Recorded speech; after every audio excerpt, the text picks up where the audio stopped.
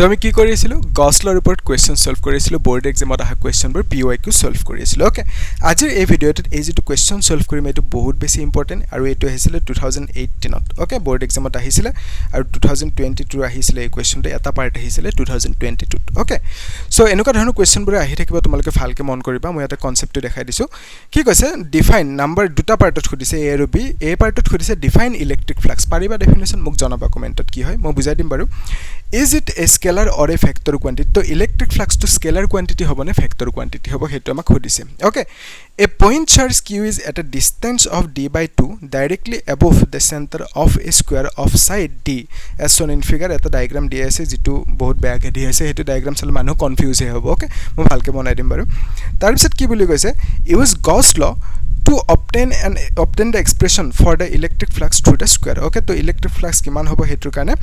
Gauss law apply kori amak uliya bodise hetu ami uliam baru easy hoy tar bisot ki koise b part if the point charge is now moved to a distance d from the center of the etu all episode kori ase okay prothom a part to korilo so a part to amak ki information dise যে এটা square আছে ঠিক আছে মই এটা কাম কৰো বঢ়িয়াকে সিস্টেমটো বুজাই দিও গুতে কাহানিটো বুজিলোৱা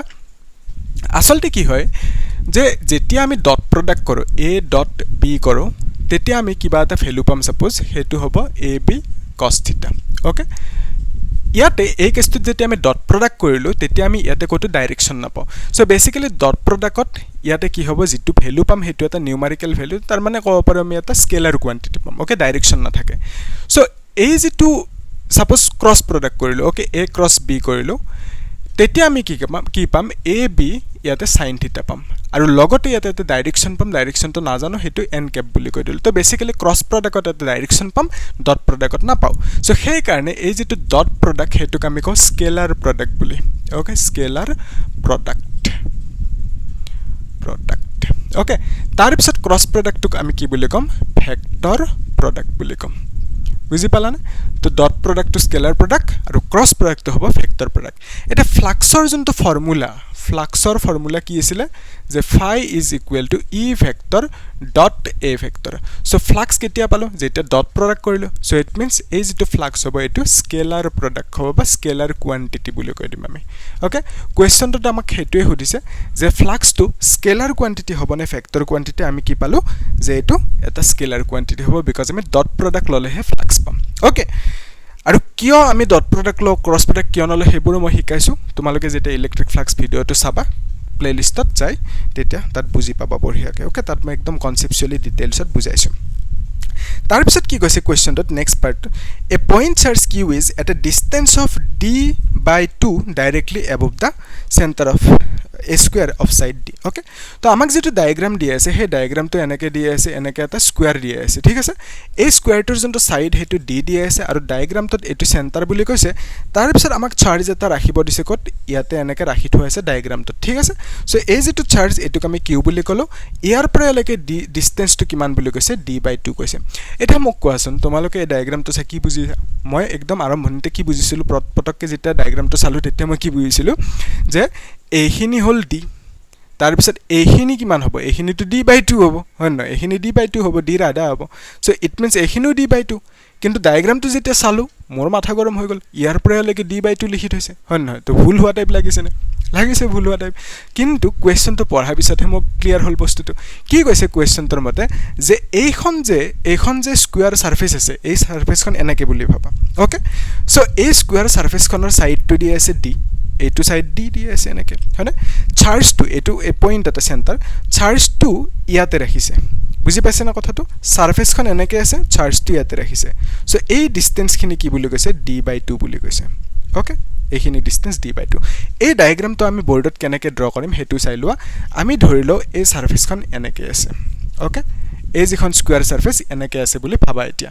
সো ইট মিন্স এই ডিসটেন্স টু d হ'ব ইয়াৰ পৰা লৈকে d হ'ব ঠিক আছে এইখিনিও d হ'ব এইখিনিও d হ'ব কাৰণ টু স্কয়াৰ সো ইয়াৰ পৰা এই যেটো পইণ্ট এটা লৈছো মানে এনেকে এই সাৰফেসখনৰ পৰা ওপৰত এই পইণ্টত এটা চাৰ্জ আছে আৰু এই ডিসটেন্স খিনি কি বুলি কৈছে d by 2 বুলি কৈছে বুজি পালা না কথাটো তো সাৰফেসখন কেনেকে আছিল এনেকে আছে বুলি ভাবা ওকে আৰু সাৰফেসখনৰ ওপৰত এনেকে d by 2 ডিসটেন্স দূৰত এই চাৰ্জটো আছে ইজি হয় এটা চাবা আমাক কি হদিছে আমাক হদিছে যে ফ্লাক্সটো কিমান হ'ব হেতু উলিয়াব লাগে উইথ দা হেল্প অফ গছ ল ওকে তো এটা মই ডাইৰেক্টলি কৈ দিব পাৰো ফ্লাক্সটো কিমান হ'ব আসলে q বাই এপসিলন হয় তো এটা 6 এৰে ডিভাইড কৰিব লাগে কিয় বিকজ এটা 6 খন সাৰ্ভে আছে আসলে ৰুলটো কি হয়ছৱা তোমালোকে এনেকে ভাবা এটা মই সিম্পল সেটআপ ফাৰ্স্ট বুজাই লও তাৰ পিছত বেলেগ টু বুজালে এটু বুজিলে বুজি পাবা ওকে এনেকে ভাবা যে সাপোজ ফৰ এক্সাম্পল এটু এটা কিবা গ্লাস ওকে এটু এটা গ্লাস এই গ্লাসটোত মই কি কৰিছো এই জায়গাটোত এটা চাৰ্জ ৰাখিছো এটোৰ নাম হল কিউ এটা গ্লাসটোৰ তলফালে কি থাকে বন্ধ থাকে আৰু ওপৰফালে খোলা থাকিব গ্লাস হয় পানী খোৱা গ্লাস সো এই কেছটোত কিমান ফ্লাক্স পাম হেতু উলিয়াব লাগে আৰু ফাৰ্স্ট কথা ফ্লাক্স কিয় পাম আমি জানো সাৰফেসৰ মাজেৰে যেতিয়া ইলেক্ট্ৰিক ফিল্ড লাইন যাব তেতিয়াহে ফ্লাক্স পাম সো ইয়াতে সাৰফেসৰ মাজেৰে ইলেক্ট্ৰিক ফিল্ড লাইনছ গৈ আছে নেকি অবভিয়াসলি যায় আছে কেনেকে এই চাৰ্জটোৰ পৰা ইলেক্ট্ৰিক ফিল্ড এনেকে ওলাব নাই চাৰিওপিনে আৰু এই ইলেক্ট্ৰিক ফিল্ডবোৰ এই সাৰফেসবোৰৰ মাজেৰে যাব সো ইয়াতে আমি ফ্লাক্স পাম কিমান পাম উলিয়াবৰ কাৰণে সিম্পলি গছ লটো এপ্লাই কৰিব পাৰো গছ লটো কি চাৰ্জ এনক্লোজ কিমান হৈ আছে ডিভাইডেড বাই এপসিলন নট কৰি দিয়া হয় নহয় এটা চার্জটো এনক্লোজ কিমান হৈ আছে কিউ বুলি ক'ব বহুতে কিয় কবা কিউ বুলি আমি দেখি আছো কিউ চার্জ আছে ভিতৰত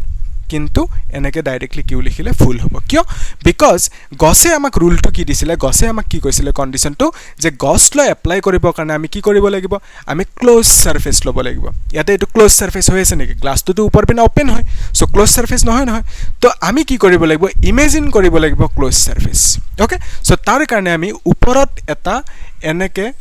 আৰু এটা গ্লাস ইমেজিন কৰিম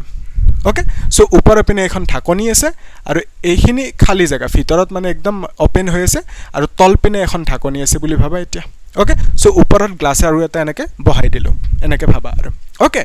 সো এই কেছটোত কি হল এতিয়া এটো এনক্লোজড হৈ গল ন সো বেসিক্যালি এইটো এটা কি বনিল ক্লোজ সারফেস বনিল আৰু ক্লোজ সাৰফেসটোৰ ভিতৰত চাৰ্জ আছে কিউ এয়াৰ পৰা এনেকৈ ইলেক্ট্ৰিক ফিল্ড লাইন যাব না চাৰিপিনে সো ইট মিন্স আমি এইখিনি জায়গাটো ফ্লাক্স পাম ইয়াতেও ফ্লাক্স পাম সো এটা ফ্লাক্স গছৰ মতে কিমান হ'ব total flux is equal to charge কিমান এনক্লোজড হৈ আছে এই যেটো সাৰফেস ক্লোজ সাৰফেস ইয়াৰ ভিতৰত কিমান চাৰ্জ আছে that is q divided by epsilon কৰি দিয়া ওকে এনেকে কৰি থলে ফুল হ'ব কিয় বিকজ এইখিনি পাৰ্টটো আমাক দিয়া নাই ন আমাক মাত্ৰ এইখিনি হে পাৰ্ট দি আছে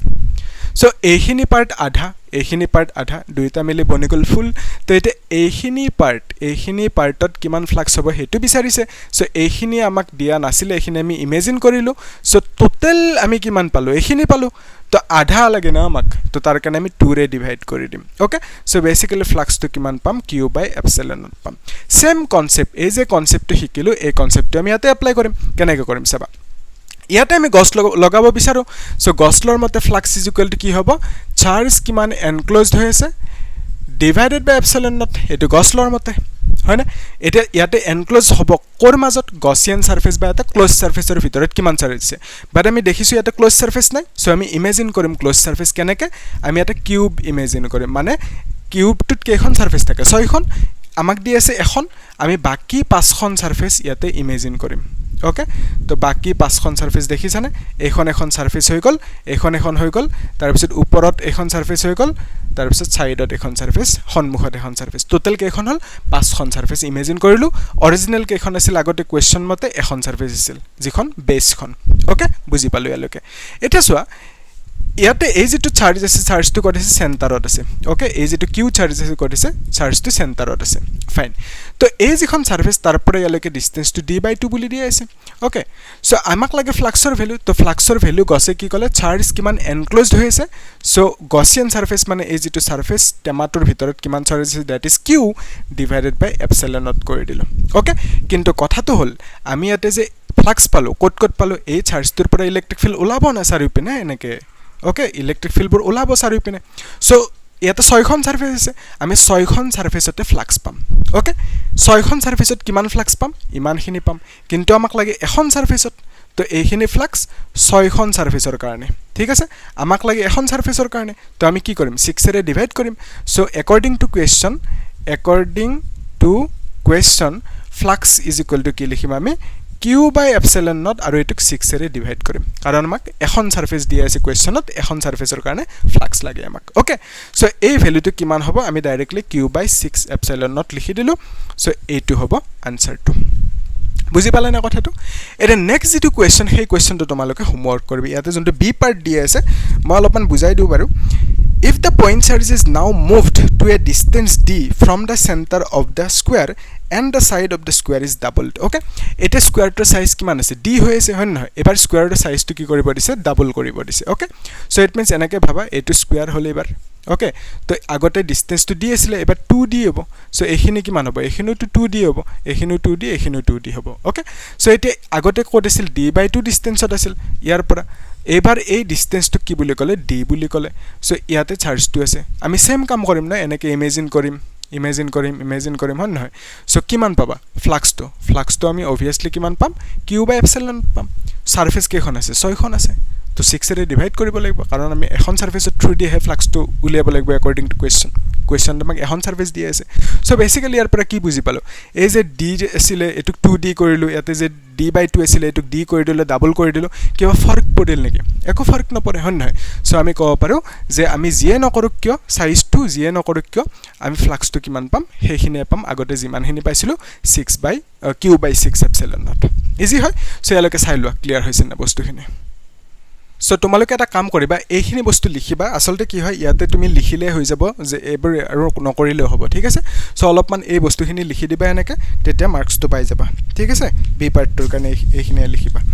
তো আমি এটা কাম কৰিম নেক্সট ক্লাছত সেকেন্ড চেপ্টাৰটো ষ্টাৰ্ট কৰিম তাৰ পিছত এনেকে কৰি যাই থাকিম হ'ব সো আমি প্ৰথম টপিকটো পঢ়ি আছো তাৰ পিছত তাৰ লগত জড়িত কোৱেশ্চন সলভ কৰি আছো যেটো বহুত বেছি দৰকাৰী ওকে বৰ্ডৰ PYQ JWPK এইবোৰ কৰি আছো তোমালোকে প্লেলিষ্টত চাবা বঢ়িয়াকে ওকে এটা কাম কৰিম নেক্সট ক্লাছত মই এটা বস্তু দেখাই দিম যে এই যিবোৰ আমি পঢ়িলো ইলেক্ট্ৰিক ফ্লাক্স তাৰ পিছত ইলেক্ট্ৰিক ফিল্ড ফোৰ্স তাৰ পিছত এনেকে যিবোৰ ডাইপল মোমেন্ট টৰ্ক এইবোৰ যে পালো ইহতবোৰৰ SI ইউনিট আৰু ডাইমেনশনাল ফৰ্মুলা কি হ'ব এইবোৰ পাও কোৱেশ্চন আহে মই দেখিছো 1 মাৰ্ক বা 2 মাৰ্কৰ কাৰণে উলিয়াব দিব dimensional formula of electric flux উলিয়াব হেনেকে দিব সো কি হয় কেনেকে হয় এইবোৰ ভাঙি পাতি বস্তুবোৰ চাম আমি নেক্সট ক্লাছত তাৰ পিছত আমি চেপ্টাৰটো ষ্টাৰ্ট কৰিম সেকেন্ড চেপ্টাৰ ওকে সো তোমালোকে কি কৰিবা চেনেলটো সাবস্ক্ৰাইব কৰি ৰাখিবা আৰু লগৰবোৰক শেয়াৰ কৰি দিবা ঠিক আছে থ্যাংক ইউ